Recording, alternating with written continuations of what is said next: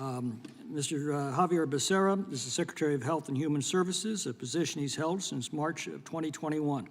Secretary Becerra previously served as the Attorney General of California and was a member of the House of Representatives between 1993 and 2017.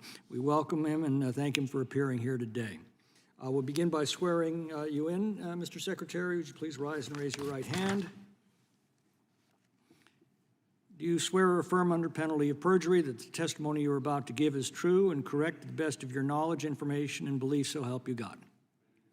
Thank you. Let the record reflect the witnesses answered in the affirmative. Please know your written testimony will be entered in the record in its entirety, and accordingly, we'd ask that you summarize it. So, Mr. Secretary, you may begin.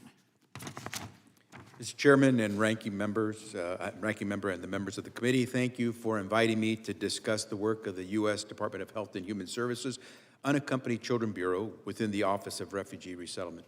Before I begin my comments, I do want to add my words to those of the ranking member who mentioned our former colleague, Sheila Jackson-Lee, a dear friend, someone I had a chance to serve with for many, many years, and a true champion of people who really just believed in their government and in their Constitution. So we miss her, but it's good to know that we always think of her. Mr. Chairman, let me begin by clarifying some confusion or misunderstanding over ORR's work. First, ORR is not an immigration or law enforcement agency. It does not possess such powers and does not render decisions in those areas. Second, pursuant to congressional mandate, ORR provides temporary custody and care, including support services for unaccompanied children. ORR fulfills its congressional mandate by funding nearly 300 programs in 29 states, including shelter programs, transitional foster care, long-term foster care, group homes, heightened supervision facilities, and residential treatment centers. At these facilities, our contractors deliver child-focused services in accordance with child welfare best practices. That includes access to health care, education, recreation, counseling, and legal services. And third, HHS's custodial responsibility and oversight for unaccompanied children through ORR ends once we place the child with an appropriately vetted sponsor. As important as this work is, we know, and child welfare experts will tell you, that the best place for a child is with a family, in a home, in a community, not in a congregate care facility.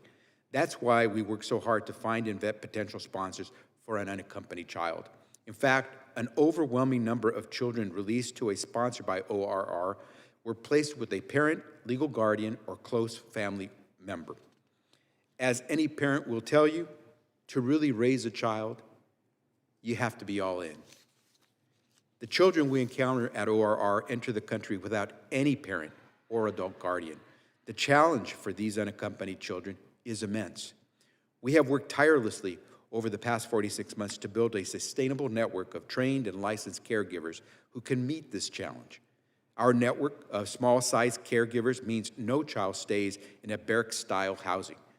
We work to keep tender-age children separate from older adolescents. We strive to house siblings in the same facility together. We expand services so children can receive information and guidance from legal advocates. We expanded care management and sponsor placement operations to 7 days a week. We established the UC Ombuds Office so that staff and stakeholders may raise concerns to an independent, impartial body. We established the ORR Integrity and Accountability Team to further identify and prevent attempted fraud. We executed a memorandum of agreement with the Office of Trafficking in Persons, with the National Center for Missing and Exploited Children, and with the Department of Labor to help protect the children after they leave our care and custody. And we extended our access to post-release services to every child we place with a sponsor. Like parenting, the work of ORR and our network of caregivers is nonstop, and we are constantly striving to improve. We set clear rules for standards of care, and we have zero tolerance for behavior by care personnel that threatens the safety and well-being of children. All incidents of inappropriate behavior must be reported to ORR, and we take action as well as report and coordinate with appropriate authorities. These are the trademarks of an enterprise that understands its weighty responsibility towards the very vulnerable populations we serve. I want to publicly express my gratitude to the ORR team for never letting up against the many challenges they face daily in prioritizing the safety and well-being of the unaccompanied children who come into our care. These dedicated professionals may not be the parents of these kids, but they are, and all of us at HHS are, all in. Mr. Chairman, that concludes my testimony. I look forward to your questions.